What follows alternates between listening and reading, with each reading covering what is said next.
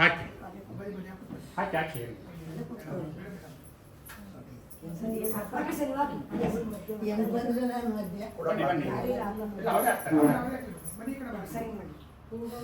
Grip ಸಿಗ್ತಲ್ಲ ಬಿಡಿ ಸಾಕು.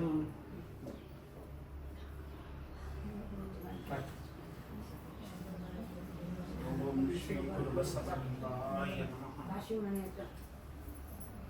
ಕೂತ್ಕೊಳ್ಳಿ.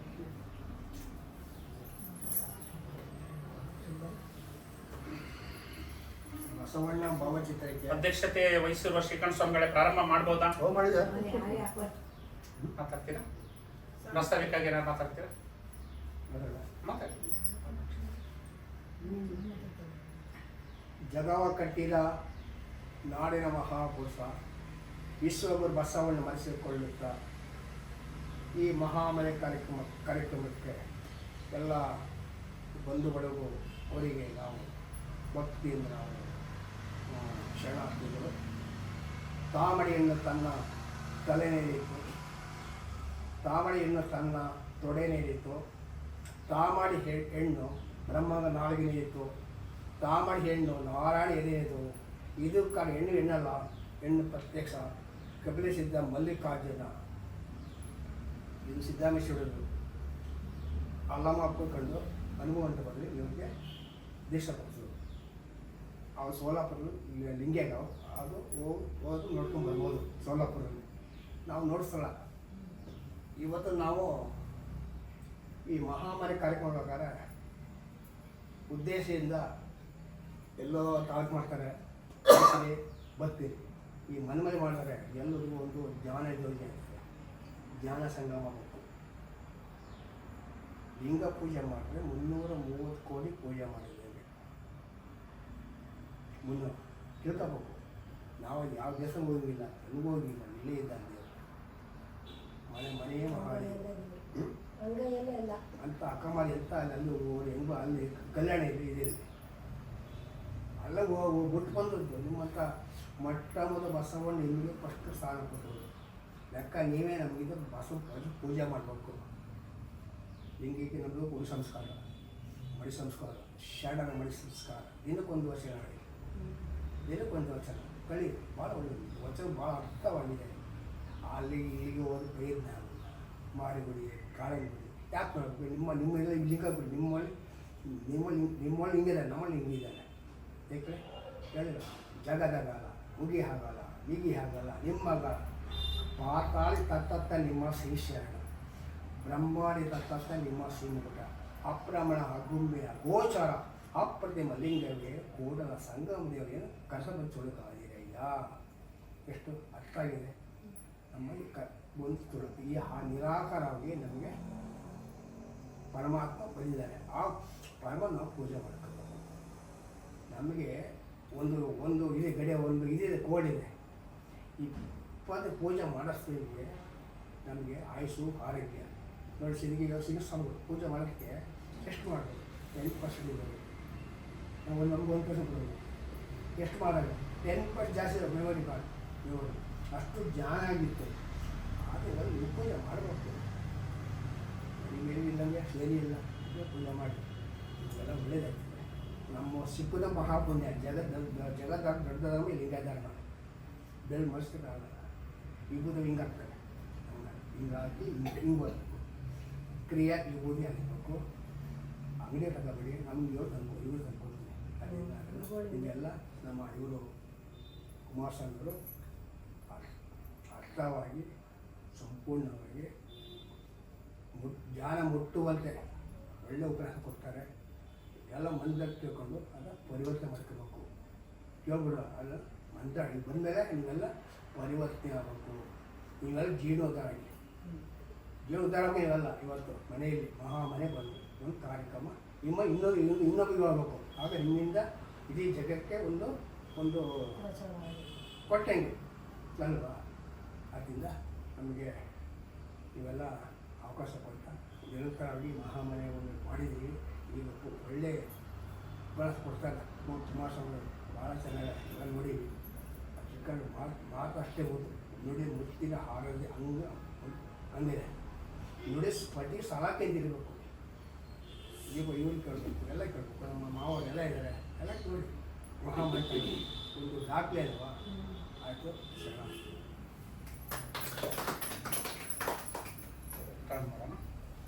ಅಧ್ಯಕ್ಷ ಪ್ರಾರಂಭ ಮಾಡೋಣ. ಓಂ ಶ್ರೀ ಗುರು ಬಸವಲಿಂಗಾಯ ನಮಃ.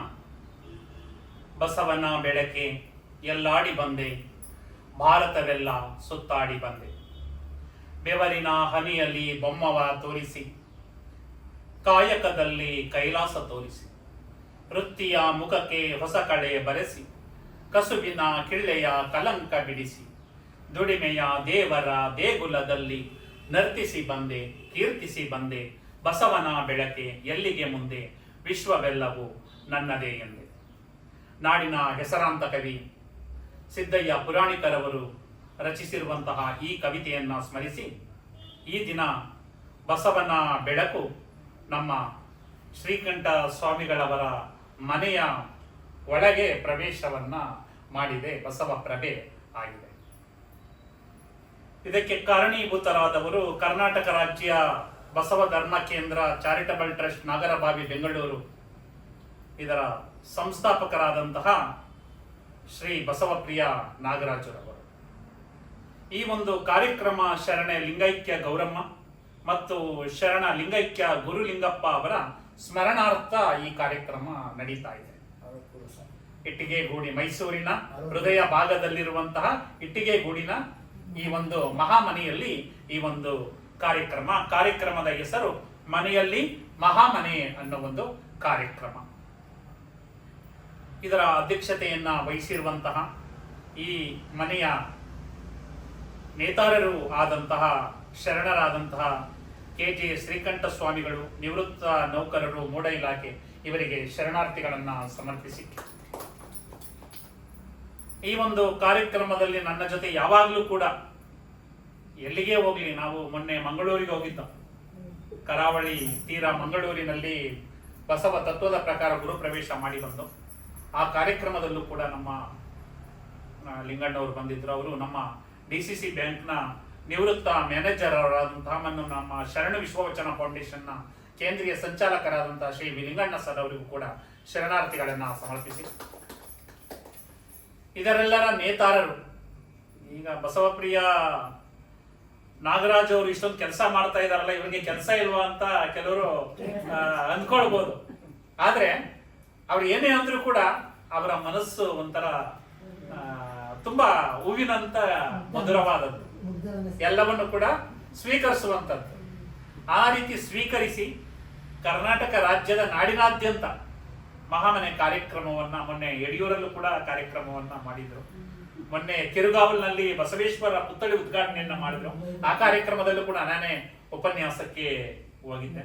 ಮಂಗಳಮೂರ್ತಿ ನಮ್ಮ ಕೂಡಲ ಸಂಗನ ಶರಣರು ಅನ್ನೋ ಒಂದು ವಿಷಯಕ್ಕೆ ಸಂಬಂಧಪಟ್ಟ ಹಾಗೆ ಒಂದು ಉಪನ್ಯಾಸವನ್ನು ಕೂಡ ನೀಡಿದ್ದೆ. ಇವತ್ತು ನಮ್ಮ ಮೈಸೂರಿನ ಹೃದಯ ಭಾಗ ಇದು ಇಟ್ಟಿಗೆಗೂಡು, ಆ ಹೃದಯ ಭಾಗದ ಶ್ರೀಕಂಠ ಸ್ವಾಮಿಗಳವರ ಮನೆಯಲ್ಲಿ ಈ ಕಾರ್ಯಕ್ರಮವನ್ನು ಮಾಡಿರುವಂತಹ ಬಸವಪ್ರಿಯ ನಾಗರಾಜರವರಿಗೂ ಕೂಡ ಶರಣಾರ್ಥಿಗಳನ್ನ ಸಮರ್ಪಿಸಿ, ಅವರ ಜೊತೆ ಈ ಕಾರ್ಯಕ್ರಮದಲ್ಲಿ ಬಂದಿರುವಂತಹ ಶರಣರಾದಂತಹ ಶ್ರೀ ಮಾಗನೂರು ಯೋಗೇಶ್ ಅವರಿಗೂ ಶರಣಾರ್ಥಿಗಳನ್ನ ಸಮರ್ಪಿಸಿ, ಮತ್ತು ಈ ಕಡೆ ನಮ್ಮ ಅಕ್ಕಂದಿರು, ನಮ್ಮ ಶರಣ ಧರ್ಮದ ಶರಣೆಯರೇ ಇಲ್ಲಿ ಒಂದು ರೀತಿ ಅನುಭವ ಮಂಟಪ ಅಂತ ನಾವು ಇದನ್ನ ಭಾವಿಸ್ಕೊಂಡ್ರೆ, ಈ ಕಡೆ ನಾವು ಪುರುಷರಿದ್ರೆ, ಈ ಕಡೆ ಅಕ್ಕಂದಿರು, ಈ ಕಡೆ ಅಣ್ಣಂದಿರು, ಈ ಕಡೆ ಅಕ್ಕಂದಿರು ಈ ಒಂದು ಬಸವ ಪ್ರಭೆಯನ್ನ ತಂದಿದ್ದಾರೆ. ಅದರಲ್ಲಿ ಈ ಒಂದು ಕಾರ್ಯಕ್ರಮದಲ್ಲಿ ಉಪಸ್ಥಿತರಿರುವಂತಹ ಶರಣೆ ಭಾಗ್ಯಮ್ಮರವರಿಗೆ ಶರಣಾರ್ಥಿಗಳನ್ನ ಸಮರ್ಪಿಸಿ, ಶರಣೆ ಶಾರದಮ್ಮನವರಿಗೂ ಕೂಡ ಶರಣಾರ್ಥಿಗಳನ್ನ ಸಮರ್ಪಿಸಿ, ಇಬ್ರು ಶೈಲಜಾ ಅವರು, ಶೈಲಜಾ ಸ್ಪೈರ್ ಅಂತ ಕರಿತೀವಿ ಗಣಿತದಲ್ಲಿ, ಒಬ್ಬರು ಶೈಲಜಾ ಮತ್ತೊಬ್ಬರು ಶೈಲಜಾ, ಇಬ್ಬರು ಶೈಲಜಾರವರಿಗೂ ಕೂಡ ಶರಣಾರ್ಥಿಗಳನ್ನ ಸಮರ್ಪಿಸಿ, ದೀಪದಂತೆ ಈ ಮನೆಯನ್ನ ಬೆಳಗ್ತಾ ಇರುವಂತಹ ದೀಪ್ತಿ, ಶರಣ ದೀಪ್ತಿರವರಿಗೂ ಕೂಡ ಶರಣಾರ್ಥಿಗಳನ್ನ ಸಮರ್ಪಿಸಿ, ಈ ಕಾರ್ಯಕ್ರಮವನ್ನ ಕಣ್ತುಂಬಿಕೊಳ್ಳುತ್ತಿರುವಂತಹ, ಮನ ತುಂಬಿಕೊಳ್ಳುತ್ತಿರುವಂತಹ ಎಲ್ಲರಿಗೂ ಕೂಡ ಶರಣಾರ್ಥಿಗಳು. ಬಂಧುಗಳೇ,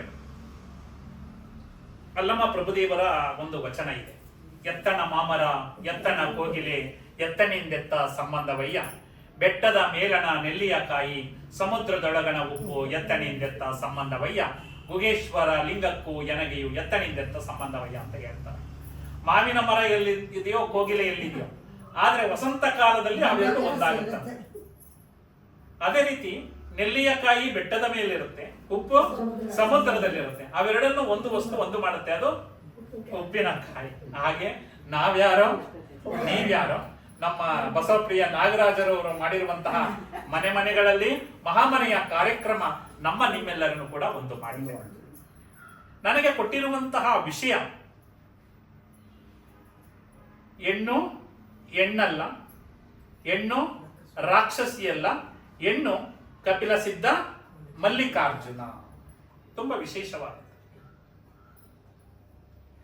ಹೆಣ್ಣನ್ನ ತುಂಬಾ 12ನೇ ಶತಮಾನದವರೆಗೆ ತುಂಬಾ ತುಚ್ಛವಾಗಿ ಕಾಣುತ್ತಾ ಇದ್ರು, ಅಂದ್ರೆ ಕೀಳಾಗಿ ಕಾಣ್ತಾ ಇದ್ರು. ಆದ್ರೆ ಆ ಹೆಣ್ಣು ಕೇವಲ ಅಡುಗೆ ಮಾಡೋದಕ್ಕೆ ಮಾತ್ರ ಸೀಮಿತ, ಬಟ್ಟೆ ಒಗೆಯೋದಿಕ್ಕೆ ಸೀಮಿತ, ಗಂಡಸರ ಸೇವೆಯನ್ನ ಮಾಡೋದಕ್ಕೆ ಮಾತ್ರ ಸೀಮಿತ ಅಂತ ಅವರ ಪರಿಮಿತಿಯಲ್ಲಿ ಇಟ್ಬಿಟ್ಟಿದ್ರು. ಆದ್ರೆ ಹೆಣ್ಣಿನಲ್ಲೂ ಕೂಡ ಒಂದು ಸ್ವಾಭಿಮಾನ ಇದೆ, ಹೆಣ್ಣಿನಲ್ಲೂ ಕೂಡ ಒಂದು ಅಂತಃಶಕ್ತಿ ಇದೆ, ಹೆಣ್ಣಿನಲ್ಲೂ ಕೂಡ ಒಂದು ಪ್ರಭೆ ಇದೆ ಅನ್ನೋದನ್ನ ಜಗತ್ತಿಗೆ ತೋರಿಸಿದವರೇ ನಮ್ಮ 12ನೇ ಶತಮಾನದ ಶರಣರು. ಅಂತಹ ಶರಣರು ಈ ದಿನ ಒಂದು ವಿಶೇಷವಾದಂತಹ ಮಹಾಮನೆ ಕಾರ್ಯಕ್ರಮವನ್ನ ಹಮ್ಮಿಕೊಂಡಿದ್ದೀವಿ. ಅಂದ್ರೆ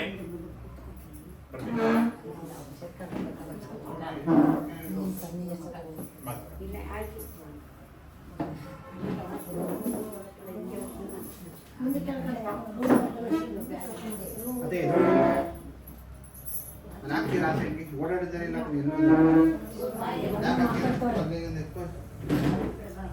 ಮಾತಾಡ್ತಾ ವಿಡಿಯೋ ಮಾಡ್ತಾವೆ.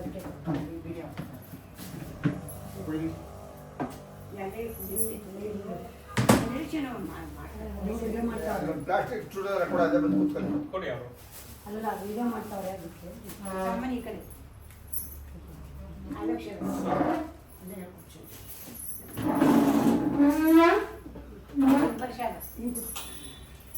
ಬನ್ನಿ ಸರ್, ನೀವು ಕೂತ್ಕೊಳ್ಳಿ.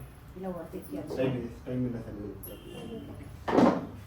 ಇದು ಎತ್ಕೊಂಡು ಲೈಟ್ ಹಾಕೋದು ಮುಂದುವರ್ಸಾರ.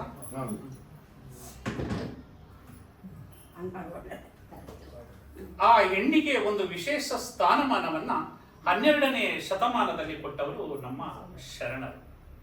ಅದರಲ್ಲಿ ಇವತ್ತು ಕೊಟ್ಟಿರುವಂತಹ ವಿಷಯ ಅನುಭವ ಮಂಟಪದ ತೃತೀಯ ಅಧ್ಯಕ್ಷರಾದಂತಹ ಶ್ರೀ ಸಿದ್ದರಾಮೇಶ್ವರರು ನೀಡಿದಂತಹ ವಚನವನ್ನ, ಆ ವಚನದ ಕೊನೆಯ ಭಾಗವನ್ನ ನಮಗೆ ಬಸವಪ್ರಿಯ ನಾಗರಾಜರವರು ಕೊಟ್ಟಿದ್ದಾರೆ.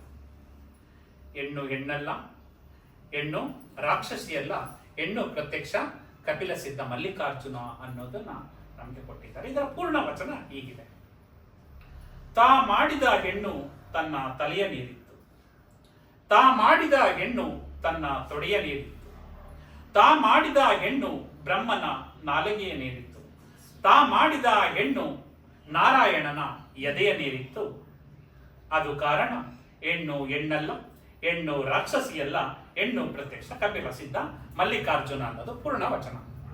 ಇದು ಬಹುಶಃ ಶರಣರು ಹೇಗೆ ಅಂದ್ರೆ ಪೌರಾಣಿಕದಲ್ಲಿ ಭಾವಿಸುವಂತಹ ಕೆಲವು ಪಾತ್ರಗಳಿಗೆ ಅನುಗುಣವಾಗಿ, ಆ ಪಾತ್ರದಲ್ಲಿರುವಂತಹ ಕೆಲವು ಅಂಶಗಳಿಗೆ ಅನುಗುಣವಾಗಿ ತದನಂತರ ಅವರು ಈ ಒಂದು ಬಸವ ಧರ್ಮವನ್ನ, ಶರಣ ತತ್ವವನ್ನ ವಿಶೇಷವಾಗಿ ಪರಿಚಯವನ್ನ ಮಾಡೋದಕ್ಕೆ ಇಷ್ಟಪಟ್ಟಿದ್ದಾರೆ. ಅಂದ್ರೆ ಅದನ್ನೇ ಉದಾಹರಣೆಗಳನ್ನ ಕೊಡೋದ್ರ ಮುಖಾಂತರ ಪಟ್ಟಿದ್ದಾರೆ.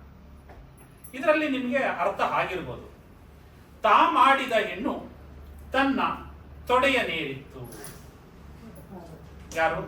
ತಾ ಮಾಡಿದ ಹೆಣ್ಣು ತನ್ನ ತಲೆಯ ನೀರಿತ್ತು. ತಲೆ ಅಂದ್ರೆ ಯಾರು? ಶಿವನಿಗೆ ಗಂಗೆ. ತಾ ಮಾಡಿದ ಹೆಣ್ಣು ತನ್ನ ತಲೆಯ ನೀರಿತ್ತು.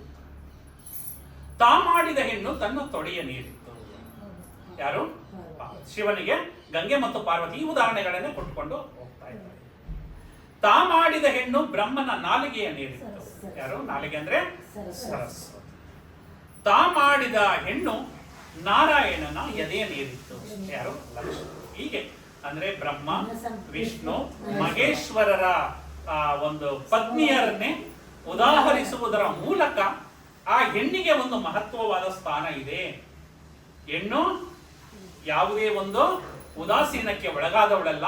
ಹೆಣ್ಣನನ್ನ ತಲೆಯ ಮೇಲೂ ಕೂಡ ಹೊತ್ಕೊಂಡಿದ್ದೀವಿ, ತೊಡೆಯ ಮೇಲೂ ಕೂಡ ಕೂರಿಸ್ಕೊಳ್ತೀವಿ, ಎದೆಯಲ್ಲೂ ಕೂಡ ಇಟ್ಟು ಪೂಜಿಸ್ತೀವಿ ಅನ್ನೋ ಒಂದು ಭಾವನೆಯನ್ನ ಈ ಒಂದು ನಮ್ಮ ಸಿದ್ದರಾಮೇಶ್ವರು ಈ ಒಂದು ವಚನದ ಮೂಲಕ ಕಟ್ಟಿಕೊಡ್ತಾ ಇದ್ದಾರೆ.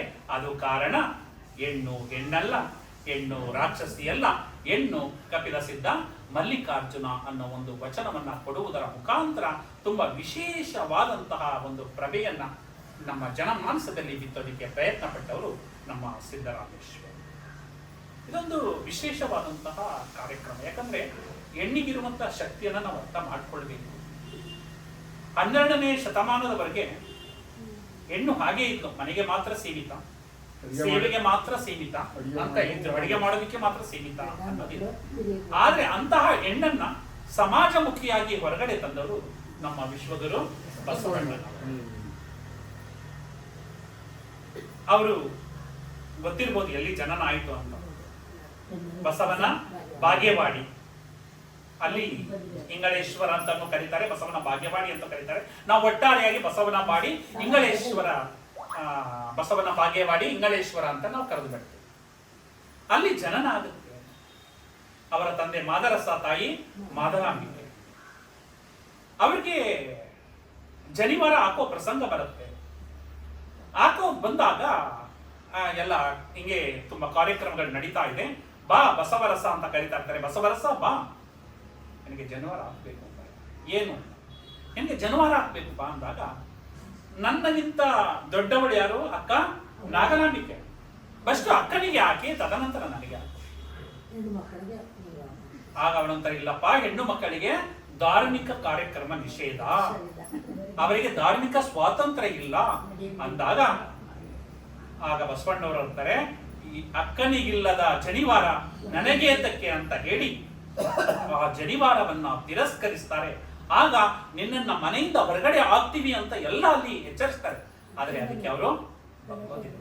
ನನಗೆ ಸ್ತ್ರೀ ಸಮಾನತೆ ಬೇಕು, ಅಕ್ಕನಿಗೆ ಎಷ್ಟು ಸಮಾನತೆ ಇದೆಯೋ ನನಗೂ ಅಷ್ಟು ಸಮಾನತೆ ಬೇಕು, ನನಗೆ ಎಷ್ಟು ಸಮಾನತೆ ಇದೆಯೋ ಅಕ್ಕನಿಗೂ ಅಷ್ಟು ಸಮಾನತೆ ಕೊಟ್ಟರೆ ಮಾತ್ರ ನಾನು ಈ ಮನೆಯಲ್ಲಿ ಉಳಿತೀನಿ ಅಂತ ಹೇಳಿ ಅಸಮಾನತೆಯ ವಿರುದ್ಧ ಜಗತ್ತಿನಲ್ಲೇ ಯಾರಾದ್ರೂ ಮನೆಯಿಂದಲೇ ಹೋರಾಟ ಮಾಡಿದ್ದಾರೆ ಅಂದ್ರೆ ಅದು ವಿಶ್ವಗುರು ಬಸವಣ್ಣ. ಎಲ್ಲ ಸಮಾಜದಲ್ಲಿ ಹೋರಾಟ ಮಾಡ್ತಾರೆ, ಶ್ರೀಕಾಂತ್ ಸ್ವಾಮಿಗಳೇ ಅಲ್ವಾ? ಆದ್ರೆ ಮನೆಯಲ್ಲಿಯೇ ಹೌದಾ, ಮನೆಯಲ್ಲಿಯೇ ಸಮಾನತೆಗೋಸ್ಕರ ಹೋರಾಟ ಮಾಡಿದಂತಹ ಒಂದು ವಿಶಿಷ್ಟ ಪ್ರಭೆ, ವಿಶಿಷ್ಟ ವ್ಯಕ್ತಿತ್ವ ಯಾರು ಅಂದ್ರೆ ಅದು ನಮ್ಮ ವಿಶ್ವಗುರು ಬಸವಣ್ಣನವರು. ತದನಂತರ ಎಲ್ಲಿ ಹೋಗ್ತಾರೆ? ಕೂಡಲ ಸಂಗಮಕ್ಕೆ ಹೋಗ್ತಾರೆ. ಕೂಡಲ ಸಂಗಮದಲ್ಲಿ ವಿದ್ಯಾಭ್ಯಾಸ ಮಾಡ್ತಾರೆ. ವಿದ್ಯಾಭ್ಯಾಸವನ್ನ ಮಾಡುವಾಗ ಅವರಿಗೆ ಇಷ್ಟಲಿಂಗ ತತ್ವ ಆವಿಷ್ಕಾರ ಆಗುತ್ತೆ. ಆವಿಷ್ಕಾರ ಆದಾಗ ಪ್ರಥಮ ಬಾರಿಗೆ ಯಾರಿಗೆ ಅವರು ಇಷ್ಟಲಿಂಗ ದೀಕ್ಷೆಯನ್ನ ಕೊಡ್ತಾರೆ ಅಂದ್ರೆ ತಮ್ಮ ಅಕ್ಕನಾದಂತಹ ನಾಗಲಾಂಬಿಕೆಗೆ ಕೊಡ್ತಾರೆ. ಪ್ರಥಮ ಲಿಂಗಾಯತ ಹೆಣ್ಣು ಯಾರಾದ್ರೂ ಇದ್ರೆ ಅವರು ಅಕ್ಕ ನಾಗಲಾಂಬಿಕೆ. ಅಕ್ಕ ನಾಗಲಾಂಬಿಕೆ ಅವ್ರನ್ನ ಪ್ರಥಮ ಲಿಂಗಾಯತ ಹೆಣ್ಣು ಮಗಳು, ಶರಣೆ ಅಂತ ಕರೀತಾರೆ. ಹಾಗೆ ನಂತರ ಬಸವಣ್ಣ, ಅಕ್ಕ ನಾಗಲಾಂಬಿಕೆ, ಇದರಿಂದ ಲಿಂಗಾಯತ ಧರ್ಮ ಏನಾಗುತ್ತೆ, ಒಂದು ವೃದ್ಧಿ ಆಗ್ತಾ ಹೋಗುತ್ತೆ. ಇಡೀ ಕರ್ನಾಟಕದಲ್ಲೇ ಏನಾಗುತ್ತೆ, ಈ ಲಿಂಗಾಯತ ಸಂತತಿ, ಲಿಂಗಾಯತ ಧರ್ಮ ಪ್ರಸಾರ ಆಗುತ್ತಾ ಹೋಗುತ್ತೆ. ಅದರ ಬಗ್ಗೆ ಹೇಳ್ತಾ ಹೋದ್ರೆ ಇನ್ನು ವಿಷಯಗಳು ನಮ್ಗೆ ಅವ್ರು ಕೊಟ್ಟಿರುವಂತ ಒಂದು ಅರ್ಧ ಗಂಟೆ ಸಮಯ ಸಾಕಾಗೋದಿಲ್ಲ. ನಂತರದ ಸಂದರ್ಭದಲ್ಲಿ ಆ ವಿಷಯವನ್ನ ಹೇಳ್ತೇನೆ. ಈ ರೀತಿ ಪ್ರಚಾರ ಆಗ್ತಾ ಹೋಗುತ್ತೆ. ಬಸವಣ್ಣನವರು ತದನಂತರ ಇಲ್ಲಿ ಹೋಗ್ತಾರೆ, ಮಂಗಳವೇಡಕ್ಕೆ ಹೋಗ್ತಾರೆ. ಮಂಗಳವೇಡದಲ್ಲಿ ಬಿಜ್ಜಳನ ಆಸ್ಥಾನದಲ್ಲಿ ಕರ್ಣಿಕರಾಗ್ತಾರೆ. ತದನಂತರ ಬಿಜ್ಜಳ ತನ್ನ ಕಾರ್ಯಕ್ಷೇತ್ರವನ್ನ ಬಸವ ಕಲ್ಯಾಣದಲ್ಲಿ ಬಂದು ಅಲ್ಲಿ ಅವನು ಮಹಾರಾಜ ಆಗ್ತಾನೆ, ರಾಜನಾಗ್ತಾನೆ. ರಾಜನಾದಾಗ ಬಸವಣ್ಣವರ ಕಾಯಕವನ್ನ ನೋಡಿ, ಅವರ ನಿಷ್ಠೆಯನ್ನು ನೋಡಿ ಬಸವಣ್ಣನವರನ್ನೇ ಮಹಾಮಂತ್ರಿಯನ್ನಾಗಿ ಮಾಡ್ಕೊಳ್ತಾರೆ ಬಸವ ಕಲ್ಯಾಣದಲ್ಲಿ. ಆಗ ಬಸವ ಕಲ್ಯಾಣ ಬಸವಣ್ಣನವರ ಕರ್ಮಭೂಮಿ ಆಗುತ್ತೆ. ಬಸವಣ್ಣನವರ ಜನ್ಮಭೂಮಿ ಬಸವನ ಬಾಗೇವಾಡಿ, ಬಸವಣ್ಣನವರ ಕರ್ಮಭೂಮಿ ಬಸವ ಕಲ್ಯಾಣ. ತದನಂತರ ಅವರು ಐಕ್ಯ ಆಗುವಂತ ಸ್ಥಳ ಮತ್ತೆ ಕೂಡಲ ಸಂಗಮಕ್ಕೆ ಬರ್ತಾರೆ, ಅದು ಐಕ್ಯ ಸ್ಥಳ. ಈ 3 ಸ್ಥಳಗಳನ್ನ ಲಿಂಗಾಯತರಾದಂತಹ ನಾವು ಒಂದು ಸಲ ಆದ್ರೂ ಅಲ್ಲಿಗೆ ಹೋಗ್ಬೇಕು. ಒಂದು ಸಲ ಅಲ್ಲ, ಪ್ರತಿ ವರ್ಷ ಹೋಗಿ ನಾವು ದರ್ಶನ ಮಾಡಿ ಬರಬೇಕು. ಆದ್ರೆ ಇನ್ನೂ ಅನೇಕರು ಕೂಡಲ ಸಂಗಮವನ್ನೇ ನೋಡಿಲ್ಲ, ಬಸವನ ಬಾಗೇವಾಡಿಯನ್ನೇ ನೋಡಿಲ್ಲ, ಮತ್ತೆ ಬಸವ ಕಲ್ಯಾಣವನ್ನೇ ನೋಡಿಲ್ಲ. ಅದನ್ನ ನೋಡಿದಾಗ ನಮ್ಮ ಲಿಂಗಾಯತ ಧರ್ಮ ಪ್ರೀತಿಸುವಂತಹ ನಾವು, ಲಿಂಗಾಯತ ಧರ್ಮವನ್ನು ಅನುಷ್ಠಾನ ಮಾಡುವಂತಹ ನಾವು ಸಾರ್ಥಕತೆಯನ್ನ ಪಡಿತೀವಿ. ಅರ್ಥ ಆಯ್ತಲ್ಲ? ಅಂತ ಸ್ಥಳಗಳನ್ನ ನೋಡ್ಕೊಂಡು ಬರಬೇಕು. ಈಗ ನಾನು ವಿಷಯಕ್ಕೆ ಬರ್ತಾನೆ. ಇಷ್ಟು ಒಂದು ಬ್ರೀಫ್ ಬಸವಣ್ಣವರ ಒಂದು ಸಂಕ್ಷಿಪ್ತ ಜೀವನ ಚರಿತ್ರೆ. ಹೇಳ್ತೀನಾ? ಸ್ವಲ್ಪ ಮೇಲೆ ಹೋಗು. ಬನ್ನಿ.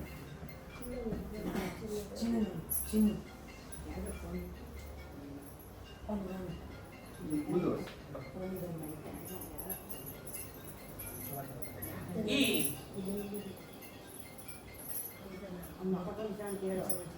ಬರ್ತಾನ ಬರ್ತಾರೆ ನಿಮ್ಮ ಕಂಟಿನ್ಯೂ ಮಾಡಿ ಬಿಡೋರು ವಾಶ್ರೂಮ್ ಬರ್ತಾರೆ ಸರ್, ನೀವು ಕಂಟಿನ್ಯೂ ಮಾಡಿ. ಈ ವಚನ ತತ್ವವನ್ನ ಅಪ್ಪಿಕೊಂಡ್ರೆ ಎಷ್ಟು ಸಂತೋಷ ಆಗುತ್ತೆ ಅನ್ನೋದ್ರ ಬಗ್ಗೆ ಒಂದು ಉದಾಹರಣೆಯನ್ನ ಕೊಡಲಿಕ್ಕೆ ನಾನು ಇಷ್ಟಪಡ್ತೇನೆ. ಒಂದು ಮನೆ, ಆ ಮನೆಯಲ್ಲಿ ಒಬ್ಬರು ಹೆಂಗಸರಿರ್ತಾರೆ, ಅತ್ತೆ ಮಾವ ಇರ್ತಾರೆ, ಗಂಡ ಇರ್ತಾರೆ. ಅಲ್ಲಿ ಒಬ್ಬರು ಗುರುಗಳು ಬರ್ತಾರೆ. ಗುರುಗಳು ಬಂದ ತಕ್ಷಣ ಆ ಅಮ್ಮ ತುಂಬಾ ವಿಶೇಷವಾಗಿ ಅವರಿಗೆ ಪುರಸ್ಕಾರವನ್ನ ಮಾಡ್ತಾರೆ, ಗೌರವವನ್ನು ಕೊಡ್ತಾರೆ. ಕೊಟ್ಟು ಅವರಿಗೆ ಪೂಜೆ ಪರಿಕರಗಳೆಲ್ಲವನ್ನು ಸಿದ್ಧಪಡಿಸ್ತಾರೆ. ಆಗ ಅವ್ರು ಕೇಳ್ತಾರೆ, ನಿನ್ನ ಹೆಸರೇನಮ್ಮ ಅಂದಾಗ ಅವ್ರ ಹೆಸರು ಹೇಳ್ತಾರೆ. ತುಂಬಾ ಖುಷಿ ಆಯ್ತಮ್ಮ ನಿನ್ನ ನೋಡಿ. ನಿನ್ಗೆ ಎಷ್ಟು ವರ್ಷ? ಅವ್ರಿಗಾಗಿರುತ್ತೆ 42 ವರ್ಷ ವಯಸ್ಸು. ಅವ್ರು ಹೇಳ್ತಾರೆ, ನನಗೆ 2 ವರ್ಷ ಗುರುಗಳೇ. ನಿನ್ನ ಗಂಡನ ವಯಸ್ಸು? ನನ್ನ ಗಂಡನ ವಯಸ್ಸು 1 ವರ್ಷ ಗುರುಗಳೇ. ನಿಮ್ಮ ಅತ್ತೆಯ ವಯಸ್ಸು? ನಮ್ಮ ಅತ್ತೆಯ ವಯಸ್ಸು 6 ತಿಂಗಳು ಗುರುಗಳೇ. ನಿನ್ನ ವಯಸ್ಸು? ಇದು ನಿಮ್ಮ ಮಾವನ ವಯಸ್ಸು? ನಮ್ಮ ಮಾವ ಇನ್ನು ಏನಿದು ಒಂದು ರೀತಿ ಇದಾಗ ಹೇಳ್ತಾ ಇದ್ದಾರೆ. ಗುರುಗಳೇ, 40 ವರ್ಷ ವಯಸ್ಸು ನಾನು ಆಡಬಾರದ ಮಾತುಗಳನ್ನ ಹಾಡಿ ಜನರನ್ನ ಕೆಟ್ಟದಾಗಿ ನಡೆಸ್ಕೊಂಡು ನನ್ನ ಜೀವನವನ್ನ ದೂಡು. ಯಾರು ನಮ್ಮ ಮನೆಗೆ ಬರ್ತಾ ಇರಲಿಲ್ಲ, ಯಾಕಂದ್ರೆ ಯಾರೇ ಬಂದ್ರು ಕೂಡ ಬೈದು ಕಳಿಸ್ಬಿಡ್ತಾ ಇದ್ದೆ. ಅವಳ ಮನೆಗೆ ಯಾರು ಹೋಗ್ಬಾರ್ದು ಅಂತ ಸಂಬಂಧಿಕರಾಗ್ಲಿ ಅಕ್ಕಪಕ್ಕದರಾಗ್ಲಿ ಯಾರು ಬರ್ತಾ ಇರಲಿಲ್ಲ. ಹಾಗೆ ಒಂದು ಕಾರ್ಯಕ್ರಮ ಇತ್ತು. ಆ ಕಾರ್ಯಕ್ರಮದಲ್ಲಿ ಒಂದು ಉಪನ್ಯಾಸ ನಡೀತಾ ಇತ್ತು. ಉಪನ್ಯಾಸದಲ್ಲಿ ಹೇಗಿರ್ಬೇಕು ಜೀವನ ಅನ್ನೋದನ್ನ ಅವ್ರು ಹೇಳಿದ್ರು. ಬಸವಣ್ಣವರ ವಚನವನ್ನು ಉದಾಹರಣೆ ಕೊಟ್ಟರು. ನುಡಿದಡೆ ಮುತ್ತಿನ ಹಾರದಂತಿರಬೇಕು, ನುಡಿದಡೆ ಮಾಣಿಕ್ಯದ ದೀಪ್ತಿಯಂತಿರಬೇಕು, ನುಡಿದಡೆ ಸ್ಫಟಿಕದ ಸಲಾಕಿಯಂತಿರಬೇಕು, ನುಡಿದಡೆ ಲಿಂಗ ಮೆಚ್ಚಿ ಅವು ದಪುದೆನಬೇಕು, ನುಡಿಯೊಳಗಾಗಿ ನಡೆಯದಿದ್ದಡೆ ಕೂಡಲ ಸಂಗಮ ದೇವ ನೆಂತೊಲಿವನಯ್ಯ ಅನ್ನೋ ಒಂದು ವಚನವನ್ನ ಹೇಳಿದ್ರು. ಅವತ್ತಿನಿಂದ ನಾನು ನುಡಿದ್ರೆ ಪ್ರೇಯರ್ ಬೇರೆಯವ್ರಿಗೆ ಕೇಳಬೇಕು, ಆ ರೀತಿ ನುಡಿತಾ ಇದ್ದೀನಿ, ಯಾರಿಗೂ ಕೂಡ ಬೈತಾ ಇಲ್ಲ. ಎಷ್ಟು ವರ್ಷದಿಂದ? 2 ವರ್ಷಗಳಿಂದ. ಮತ್ತೆ ಮನೆಯವರು ಯಾರು ಬರ್ತಾ ಇರಲಿಲ್ಲ. ನನ್ನ ಬೈಗಳವನ್ನ ಕೇಳಿ ಎಲ್ಲ ಹಿಂದೆನೆ ಹೋಗ್ಬಿಡ್ತಾ ಇದ್ರು. ಆದ್ರೆ ಅದಕ್ಕೂ ಕೂಡ ಒಂದು ವಚನವನ್ನ, ಮನೆಗೆ ಬಂದವ್ರನ್ನ ಯಾವ ರೀತಿ ಉಪಚಾರವನ್ನ ಮಾಡಬೇಕು ಅನ್ನೋದ್ರ ಬಗ್ಗೆ ಒಂದು ಅದ್ಭುತವಾದ ಒಂದು ವಚನವನ್ನ ಕೊಟ್ರು. ಆ ವಚನ ಯಾವುದು ಅಂದ್ರೆ, ಏನಿ ಬಂದಿರಿ ಅದುಡಿದ್ದಿರೆ ಎಂದಡೆ ನಿಮ್ಮ ಮೈಸಿರಿ ಹಾರಿ ಹೋಗುದೆ, ಕೊಳ್ಳಿರೆಂದಡೆ ನೆಲ ಉಳಿ ಹೋಗುದೆ, ಒಡನೆ ನುಡಿದಡೆ ಸಿರ ಹೊಟ್ಟೆ ಎಳೆಯುವುದೇ, ಕೊಡಲಿಲ್ಲದಿದ್ದೊಡೊಂದು ಗುಣವಿಲ್ಲದಿದ್ದಡೆ ಮೂಗ ಕೊಯ್ಯುವುದ ಮಾಮನೆ ಕೂಡಲ ಸಂಗಮ ದೇವ ಅನ್ನೋ ಒಂದು ವಚನವನ್ನ ಹೇಳಿದ್ರು. ಅವತ್ತಿನಿಂದ ನಾನು ವಚನದಂತೆ ನಾನು ನಡ್ಕೊಳ್ತಾ ಇದ್ದೀನಿ. ವಚನದಂತೆ ನಾನು ನಡ್ಕೊಳ್ತಾ ಇರೋದ್ರಿಂದ ಅಂದಿನಿಂದ ನಾನು ಇಲ್ಲಿಯವರೆಗೂ ಕೂಡ ಆ ರೀತಿ ನಡ್ಕೊಳ್ತಾ ಇರೋದ್ರಿಂದ 2 ವರ್ಷಗಳಿಂದ ನನ್ನ ಜೀವನವನ್ನ ಸಾರ್ಥಕ ಪಡಿಸ್ಕೊಂಡಿರೋದ್ರಿಂದ ನನ್ನ ವಯಸ್ಸು 2 ವರ್ಷ. ನನ್ನ ಗಂಡನ್ನ ಸರಿ ಮಾಡಿಸ್ಬೇಕು ಅಂದ್ರೆ 1 ವರ್ಷ ಹಿಡಿತು. 1 ವರ್ಷದಿಂದ ನನ್ನ ಗಂಡ ಸರಿಯಾಗಿದ್ದಾನೆ. ನನ್ನ ಗಂಡನ ವಯಸ್ಸು 1 ವರ್ಷ. ಬನ್ನಿ.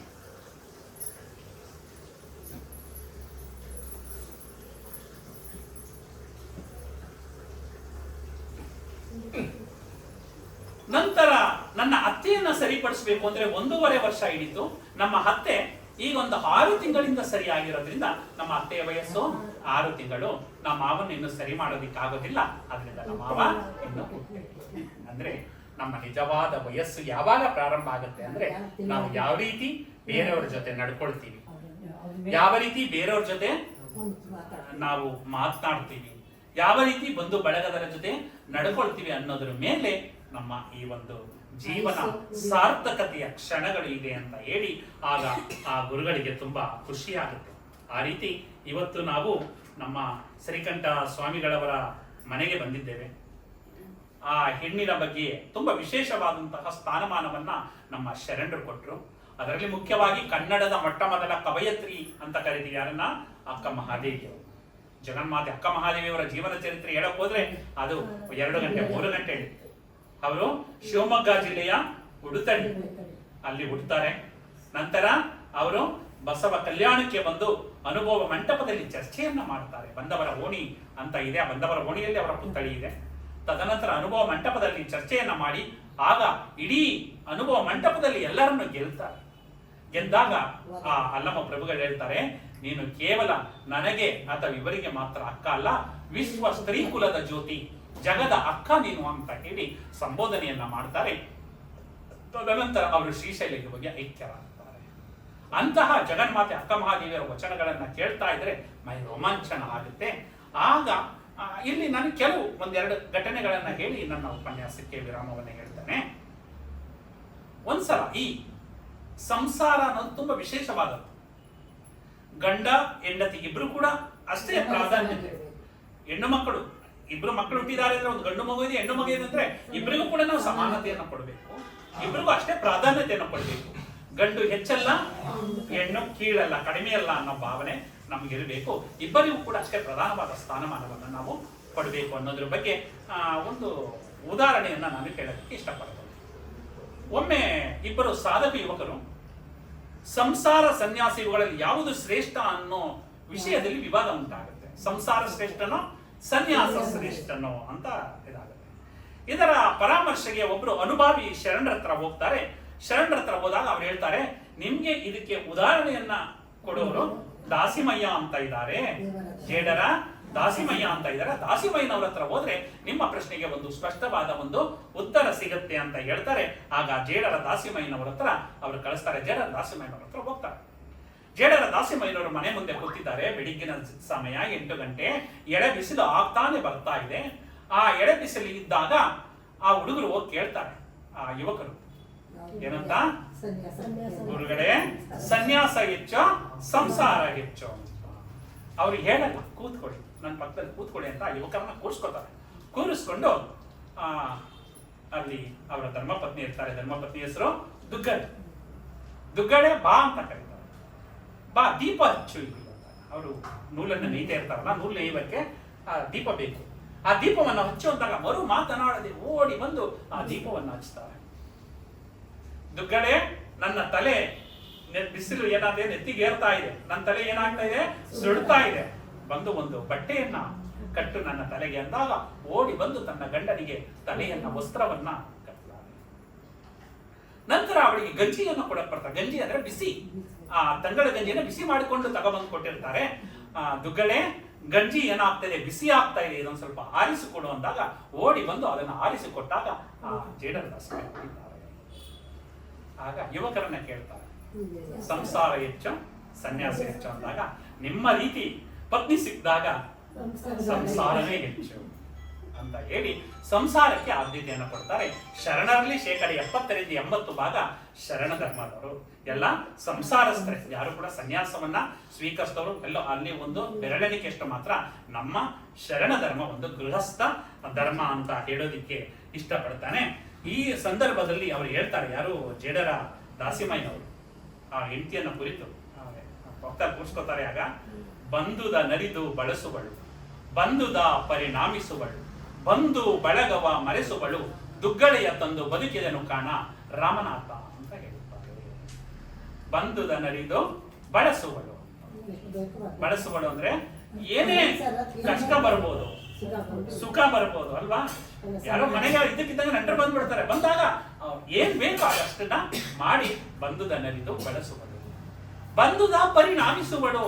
ಕಷ್ಟ ಬರ್ಲಿ ಸುಖ ಬರ್ಲಿ ಎರಡರಲ್ಲೂ ಕೂಡ ಸುಖ ಬಂತು ಅಂತ ಇಗ್ಲಿಲ್ಲ, ದುಃಖ ಬಂತು ಅಂತ ಕುಗ್ಲಿಲ್ಲ, ಎರಡನ್ನು ಕೂಡ ಸಮಾನವಾಗಿ ಸ್ವೀಕರಿಸಿದ್ರು. ಬಂದುದ ಪರಿಣಾಮಿಸುವಳು. ನಂತರ ಬಂದು ಬಳಗುವ ಮರೆಸುವಳು ಅಂದ್ರೆ ಅವಳು ಬಂದ ತಕ್ಷಣ ನಮ್ಮ ಬಂಧು ಬಳಗನೆ ಅವಶ್ಯಕತೆ ಇಲ್ಲ, ಆ ರೀತಿಯಲ್ಲಿ ನಮ್ಮನ್ನ ನೋಡ್ಕೋತಾ ಇದ್ದಾಳೆ. ಬಂದು ಬಳಗುವ ಮರೆಸುವಳು, ದುಗ್ಗಳೆಯ ತಂದು ಬದುಕಿದನು ಕಾಣ ರಾಮನಾಥ ಅಂತ ಇವಳನ್ನ ಕಂಡು ಇವಳನ್ನ ತಗೊಂಡು ನಾನು ಬದುಕ್ಬಿಟ್ಟೆ ಅಂತ ಅವರಿಗೆ ಆ ಯುವಕರಿಗೆ ಪರಿಚಯ ಮಾಡ್ಕೊಳ್ತಾರೆ. ಯುವಕರು ಶರಣಾರ್ಥಿಯನ್ನು ಸಮರ್ಪಿಸಿ ನಿಮ್ಮಂಥವ್ರನ್ನ ನಾನು ನೋಡಿ ನಮ್ಮ ಜನ್ಮ ಪಾವನ ಆಯಿತು ಅಂತ ಹೋಗ್ತಾರೆ. ಈ ರೀತಿ ಒಂದು ವಿಶೇಷವಾದ. ಮತ್ತೆ ಆ ಸಂದರ್ಭದಲ್ಲಿ ಮಹಿಳೆಯರು ಪುರುಷರನ್ನೇ ಎಚ್ಚರಿಸ್ತಾ ಇರ್ತಾರೆ. ಗೊತ್ತಿರ್ಬೋದು ನಿಮಗೆ. ಈ ಒಂದು ವಿಷಯಕ್ಕೆ ಪೂರಕ ನೆನೆಕೊಳ್ಳೋಕೆ ಹೋದ್ರೆ ಆಯ್ದಕ್ಕಿ ಮಾರಯ್ಯ ಮತ್ತು ಆಯ್ದಕ್ಕಿ ಲಕ್ಕಮ್ಮ ಅಂತ ಇರ್ತಾರೆ. ಅವರ ಕಾಯಕ ಏನು ಅಂದ್ರೆ ಆ ಮಹಾಮನೆಯ ಮುಂದೆ ಬಸವಣ್ಣನವರ ಮನೆ ಹೆಸರು ಮಹಾಮನೆ ಅಂತ. ಆ ಮಹಾಮನೆಯ ರಸ್ತೆಗಳಲ್ಲಿ ಅಕ್ಕಿ ಬಿದ್ದಿರುತ್ತೆ. ಅಕ್ಕಿ ಏಕೆ ಭತ್ತ ಅಲ್ವಾ ಬೀಳೋದು ಅಕ್ಕಿ ಅಂತ ಹೇಳ್ಬೋದು ಅಲ್ವಾ. ಆದ್ರೆ ಆಗ ಮೆಷಿನ್ಗಳು ಇರಲಿಲ್ಲ ಅಕ್ಕಿಯನ್ನು ಇದು ಮಾಡೋದಕ್ಕೆ. ಅದನ್ನ ಏನ್ ಮಾಡ್ತಾ ಇದ್ರು, ರೋಲರಲ್ಲಿ ಹೊಡಿತಾ ಇದ್ರು. ಹೊಡೆದಾಗ ಅಕ್ಕಿಗಳು ಬೀಳ್ತಾ ಇತ್ತು. ಅಕ್ಕಿಯನ್ನು ಆಯ್ಕೊಂಡು ಬಂದು ಏನ್ ಮಾಡ್ತಾ ಇದ್ರು, ದಾಸೋಹವನ್ನ ಮಾಡ್ತಾರೆ. ಆಗ ಹಿಂಗೆ ಒಂದು ಉಪನ್ಯಾಸ ನಡೀತಾ ಇರುತ್ತೆ, ಅನುಭವ ಮಂಟಪದ ರೀತಿ. ಆ ಮಾರಯ್ಯ ಬಂದು ಕೇಳ್ತಾ ನಿಂತ್ಕೊಂಡ್ಬಿಡ್ತಾನೆ. ನಿಂತ್ಕೊಂಡ್ಬಿಟ್ಟಾಗ ಕಾಯಕ ಮಾಡ್ಬೇಕು, ಕಾಯಕದಿಂದ ತಾನೇ ಜೀವನ ನಡೆಸೋದು. ಆಗ ನೀನ್ ಹಿಂಗ್ ಬಂದು ಇಲ್ಲಿ ನಿಂತ್ಕೊಂಡ್ಬಿಟ್ಟಿದೆಯಲ್ಲ, ಹೋಗಿ ಕಾಯಕವನ್ನ ಮಾಡು ಅಂತ ಅವಳು ಎಚ್ಚರಿಸ್ತಾ ಹೇಳ್ತಾಳೆ. ಕಾಯಕ ನಿಂತಿತ್ತು ಹೋಗಯ್ಯ ಎನ್ನಾಳ್ದನೆ, ಭಾವ ಶುದ್ಧವಾಗಿ ಮಹಾಶರಣರ ತಿಪ್ಪೆಯ ಅಕ್ಕಿ ತಂದು ನಿಶ್ಚಯಿಸಿ ಮಾಡಬೇಕು. ಮಾರಯ್ಯ ಪ್ರಿಯ ಅಮರೇಶ್ವರ ಲಿಂಗಕ್ಕೆ ಬೇಗ ಹೋಗು ಮಾರಯ್ಯ. ನಾವು ಮನೆಗೆ ಬರ್ತಾರೆ, ಅವರಿಗೆ ದಾಸೋಹವನ್ನ ಮಾಡಬೇಕು, ನೀನು ಹೋಗಿ ಬೇಗ ಅಕ್ಕಿಯನ್ನು ಆಯ್ಕೊಂಡು ಬಾ ಅಂತ. ಆ ಉಪನ್ಯಾಸ ಮುಖ್ಯ ಅಲ್ಲ, ಕಾಯಕ ಮುಖ್ಯ ಅನ್ನೋದನ್ನ, ಆ ಕಾಯಕದ ಮಹತ್ವವನ್ನ ಅವರು ಎತ್ತಿ ಹಿಡಿತಾರೆ. ಹೋಗಿ ಏನ್ ಮಾಡ್ತಾರೆ, ಅಕ್ಕಿಯನ್ನು ಆಯ್ಕೊಂಡು ಬಂದ್ಬಿಡ್ತಾರೆ. ಆಗ ಬಸವಣ್ಣವ್ರು ಏನ್ ಮಾಡ್ತಾರೆ, ಆ ಸಂದರ್ಭದಲ್ಲಿ ಒಂದ್ ಕಡೆ ಸುರಿದು ಬಿಟ್ಟಿರ್ತಾರೆ ಅಕ್ಕಿಯನ್ನು, ಎಲ್ಲವನ್ನು ತುಂಬ್ಕೊಂಡು ಬಂದ್ಬಿಡ್ತಾರೆ. ಯಾರು? ಮಾರಯ್ಯ, ಆಯ್ದಕ್ಕಿ ಮಾರಯ್ಯ.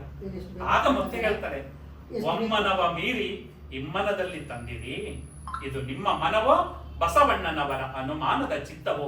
ಈ ಮಾತು ಮಾರಯ್ಯ ಪ್ರಿಯ ಅಮರೇಶ್ವರ ಲಿಂಗಕ್ಕೆ ಸಲ್ಲದ ಬೋನ, ಅಲ್ಲಿಯೇ ಸುರಿದು ಬನ್ನಿ ಮಾರಯ್ಯ.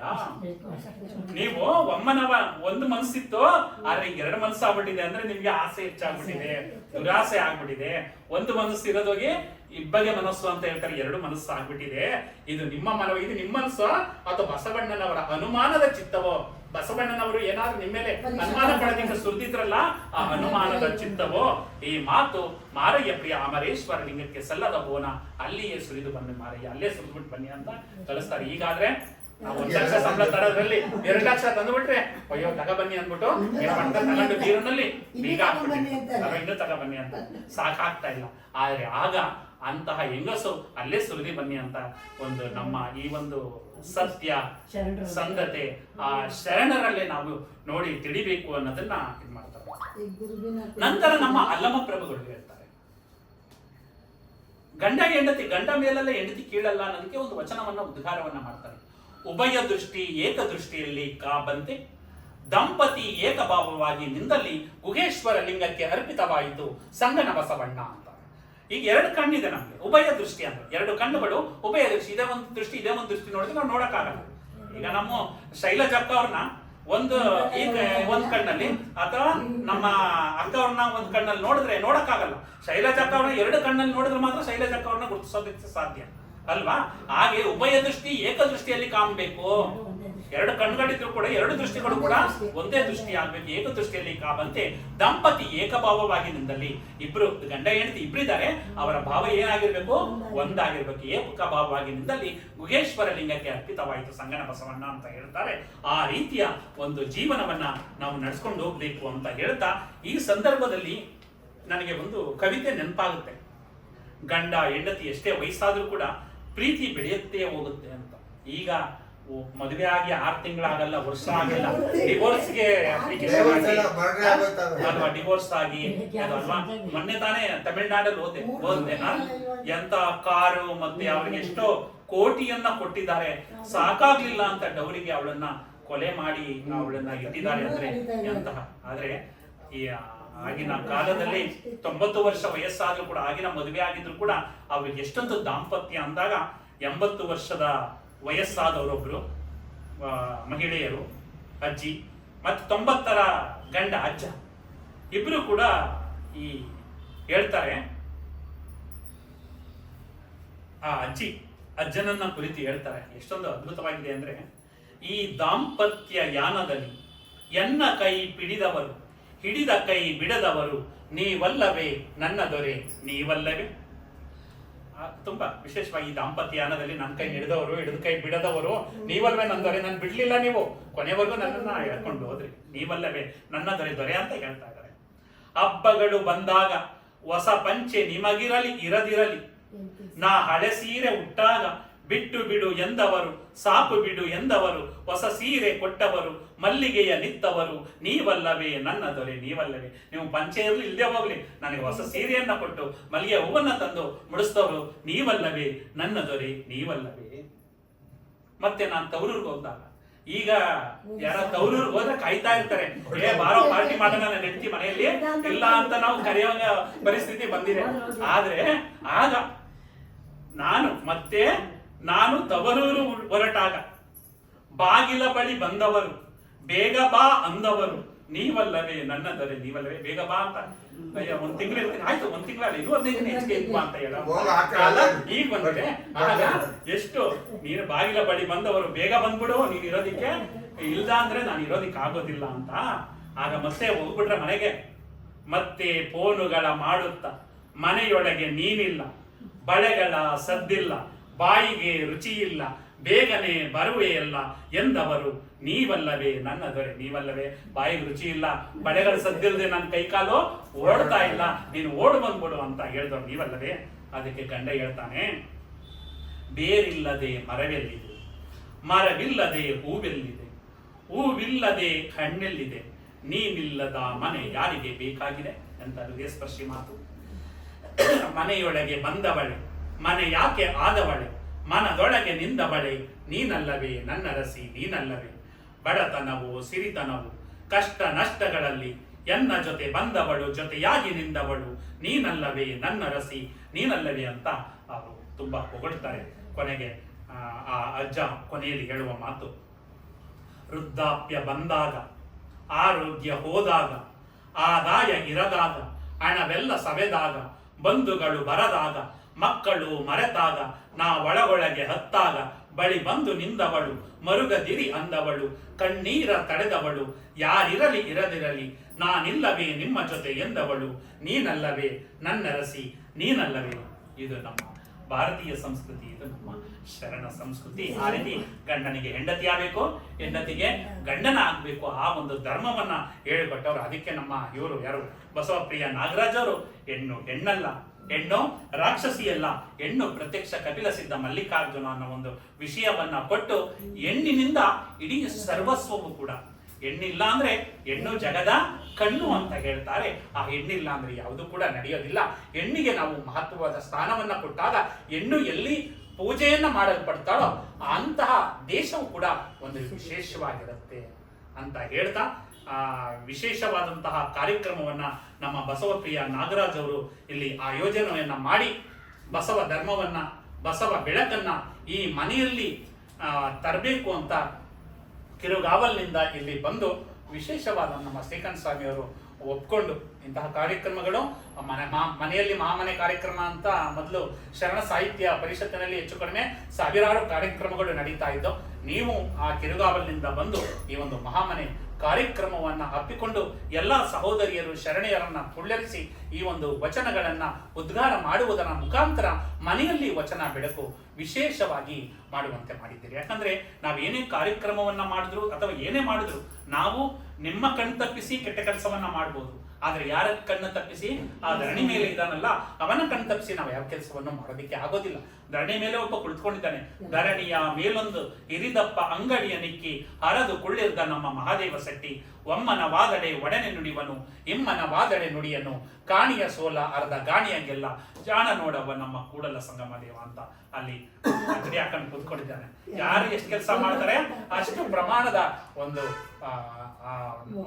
ವರವನ್ನು ಅಥವಾ ಅಷ್ಟು ಪ್ರಮಾಣದ ಒಂದು ಲಾಭವನ್ನು ಕೊಡ್ತಾನೆ.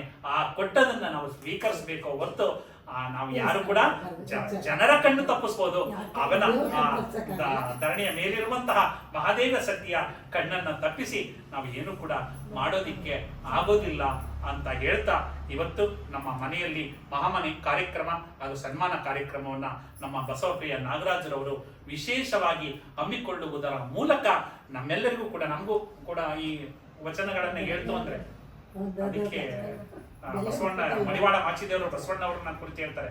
ಉದಾಸೀನ ಮಾಡಿದರೆಂದು ಬೆಂಬೇಡುವರೆ ಅಯ್ಯ ಬಸವಣ್ಣ, ಎನ್ನ ಕಾಯದೊಳಗೆ ನಿನ್ನ ಕಾಯವಿಪ್ಪುದು ಬಸವಣ್ಣ, ಎನ್ನ ಜೀವದೊಳಗೆ ನಿನ್ನ ಜೀವವಿಪ್ಪುದು ಬಸವಣ್ಣ, ಎನ್ನ ಭಾವದೊಳಗೆ ನಿನ್ನ ಭಾವವಿಪ್ಪುದು ಬಸವಣ್ಣ, ಎನ್ನ ಕರಣ ನಿನ್ನ ಕರಣ ಬಸವಣ್ಣ, ಆನು ನೀನಾದ ಕಾರಣ ರೂಪಿಗೆ ಕೇಡುಂಟು ನಿರೂಪು ಕರ್ಪುರ ಅಗ್ನಿ ಬಸವಣ್ಣ, ಚಿಂತಿಸದಿರು ದೇವರ ದೇವ ಕಲಿದೇವ ಅಂತ ಹೇಳ್ತಾರೆ. ಅಂದ್ರೆ ಅವನ್ನ ನನ್ನ ಕಾಯದಲ್ಲಿ ನಿನ್ನ ಕಾಯ ಇದೆ, ಎನ್ನ ಜೀವದಲ್ಲಿ ನಿನ್ನ ಜೀವ ಇದೆ, ಎನ್ನ ಭಾವದಲ್ಲಿ ನಿನ್ನ ಭಾವ ಇದೆ ಅಂತ ಹೇಳಿ ಶರಣರ ಮಾತನ್ನ ಹಾಡ್ತಾ ಇದ್ದೀವಿ, ಶರಣರ ವಚನಗಳನ್ನ ಹೇಳ್ತಾ ಇದ್ದೀವಿ. ಅಂದ್ರೆ ಆ ಶರಣರು ನಮ್ಮ ಬರಕಾಯ ಪ್ರವೇಶ ಅಂತಾರಲ್ಲ, ಆ ರೀತಿ ಮಾಡಿ, ಆ ರೀತಿಯಲ್ಲಿ ನಾವು ಉದ್ಗಾರವನ್ನ ಮಾಡಿ, ಆ ರೀತಿ ವಚನಗಳನ್ನ ಜೀವನದಲ್ಲಿ ಅಳವಡಿಸಿಕೊಂಡಾಗ ಮನೆಯು ಕೂಡ ಒಂದು ಮಹಾಮನೆ ಆಗುತ್ತೆ. ಈ ಮಹಾಮನೆ ಕಾರ್ಯಕ್ರಮ ಅನ್ನೋದು ಇವತ್ತು ಒಂದು ವಿಶೇಷವಾದಂತಹ ಪ್ರಭೆ ನಮ್ಮ ಶ್ರೀಕಂಠ ಸ್ವಾಮಿಯವರ ಮನೆಯಲ್ಲಿ ಬಸವ ಬೆಳಗು ಬಂದಿದೆ.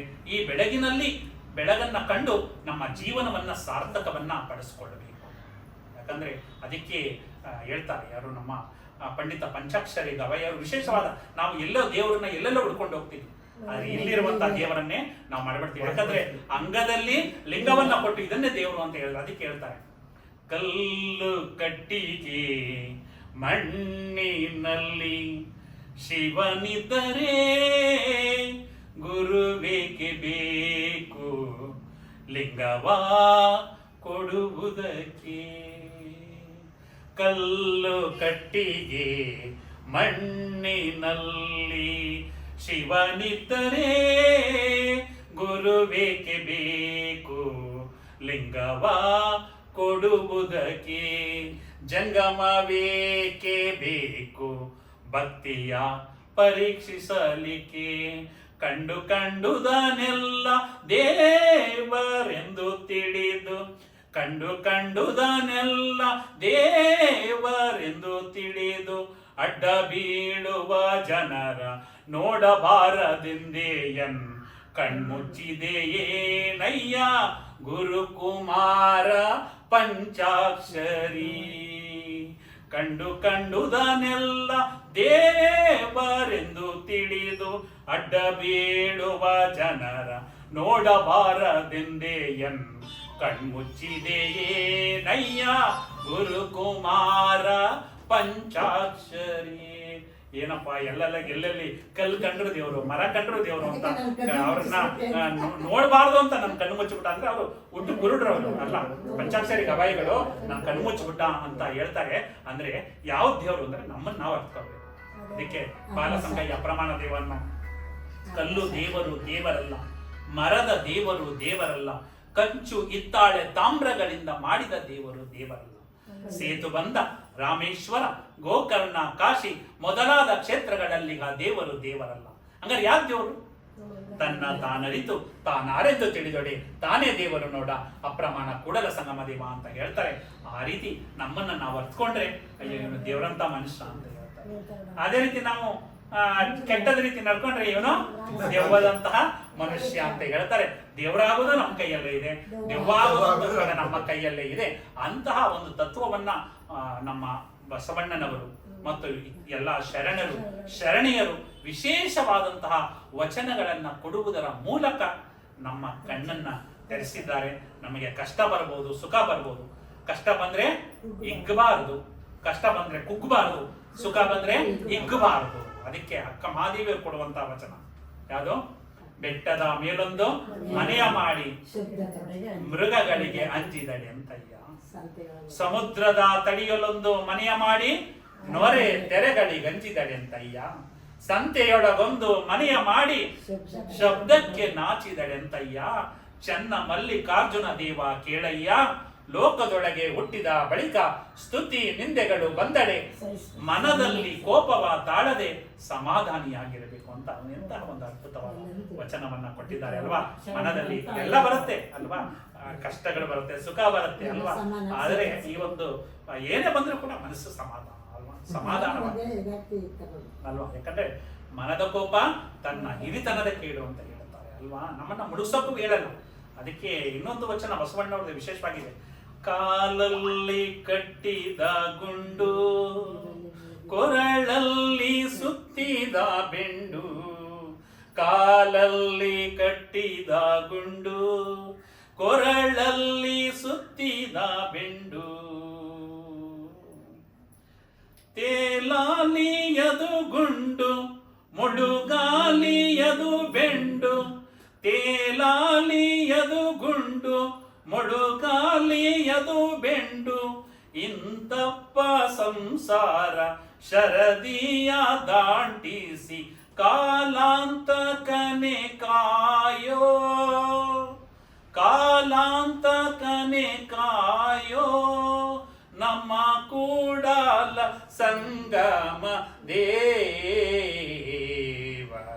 ಕಾಲಲ್ಲಿ ಕಟ್ಟಿದ ಗುಂಡು ಕೊರಳಲ್ಲಿ ಸುತ್ತಿದ ಬೆಂಡು ಕಾಲಲ್ಲಿ ಕಟ್ಟಿದ ಗುಂಡು ಕೊರಳಲ್ಲಿ ಸುತ್ತಿದ ಬೆಂಡು ಕಾಲಲ್ಲಿ ಗುಂಡು ಕೊರಳಲ್ಲಿ ಬೆಂಡು ಇದು ಗುಂಡು ಕೇಳಲ್ಲ ಬೆಂಡು ಒಳಗಲ್ಲ. ಹಾಗೆ ನಮ್ಮ ಸಂಸಾರನು ಕೂಡ ಆಗಿದೆ. ಆ ಕಾಲಾಂತಕ ನೀನೇ ಕಾಪಾಡಪ್ಪ, ಪರಶಿವ ನೀನೇ ಕಾಪಾಡಪ್ಪ ಅಂತ ಹೇಳ್ತಾರೆ. ಆ ಪರಶಿವನ ಒಂದು ಕರುಣೆಯಿಂದ ನಾವೆಲ್ಲ ಇಷ್ಟು ವರ್ಷ ಬದುಕಿದೀವಿ ಅಂದ್ರೆ ಏನೋ ಒಂದು ಒಳ್ಳೆ ಕೆಲಸ ನಮ್ಮಿಂದ ಆಗಬೇಕು ಅಲ್ವಾ. ನಾವು ಆಯ್ತಾ ಬೇರೆಯವರಿಗೆ ಒಂದು ಒಳ್ಳೆಯದನ್ನ ಮಾಡೋಣ, ಆಗ್ಲಿಲ್ವ ಸುಮ್ಮನಿದ್ ಬಿಡೋಣ, ಯಾರಿಗೂ ಕೂಡ ಕೆಟ್ಟದನ್ನ ಬಗೆಸೋದು ಬೇಡ ಅಂತ ಹೇಳ್ತಾ ಇವತ್ತು ಮಹಾಮನೆಯ ಕಾರ್ಯಕ್ರಮ ಬಸಪ್ರಿಯ ನಾಗರಾಜರವರೇ, ವಿಶೇಷವಾಗಿ ನಮ್ಮ ಶ್ರೀಕಂಠ ಸ್ವಾಮಿಗಳು ಹಿರಿಯರ ಸಮ್ಮುಖದಲ್ಲಿ ನಾನು ಕೂಡ ಮಾತನಾಡೋದಕ್ಕೆ ಅವಕಾಶ ಮಾಡಿ ಅವರ ಒಂದು ಆಶೀರ್ವಾದವನ್ನ ಪಡೆಯೋದಕ್ಕೂ ಕೂಡ ಅವಕಾಶ ಮಾಡಿಕೊಟ್ಟಿದ್ದೀರ. ನಮಗೆ ಖುಷಿಯಾಗಿದೆ. ಮಹಾಮನೆಯಲ್ಲಿ ಮಹಾ ಬೆಳಗು ಇವತ್ತು ಬೆಳಗಿದೆ ಅಂತ ನಾನಾದರೂ ಹೇಳ್ತಾ ಕೊನೆಯದಾಗಿ ಹೊರಡುವೆ ಮುಂದೆ ಬರುವುದು ವಿಶ್ವವು ನನ್ನಯ ಹಿಂದೆ ಅವರಿವರೆಂಬೆನೆ ಎಲ್ಲರೂ ಒಂದೇ ಎಲ್ಲರಿಗಿರುವನು ಒಬ್ಬನೇ ತಂದೆ ಬರುವೆನು ಭುವಿಯನ್ನು ಬೆಳಗಿ ಬಸವನ ಬೆಳಕೆ ಎಲ್ಲಾಡಿ ಬಂದೆ ಭಾರತವೆಲ್ಲ ಸುತ್ತಾಡಿ ಬಂದೆ ಎಂಬ ಈ ಒಂದು ಕವಿತೆಯನ್ನ ಹೇಳುವುದರ ಮುಖಾಂತರ ನನ್ನ ಈ ಒಂದು ಉಪನ್ಯಾಸಕ್ಕೆ ವಿರಾಮವನ್ನು ಹೇಳ್ತಾ ಇದ್ದೇನೆ. ಎಲ್ಲರಿಗೂ ಶರಣಾರ್ಥಿಗಳು. ಓಂ ಶ್ರೀ ಗುರು ಬಸವಲಿಂಗಾಯ ನಮಃ.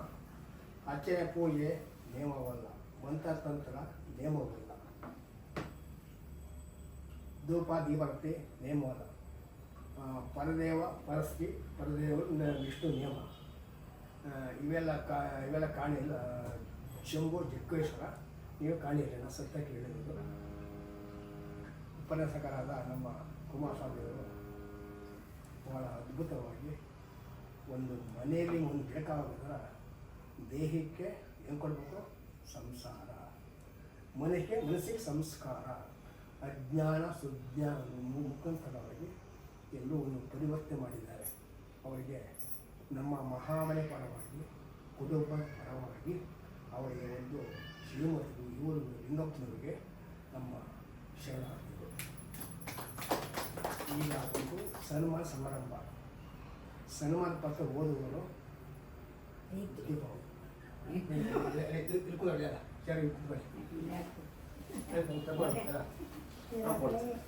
ಫಸ್ಟ್ ಸಣ್ಣ ಭಾಗ್ಯ ಬಂದ್ಬಿಡು.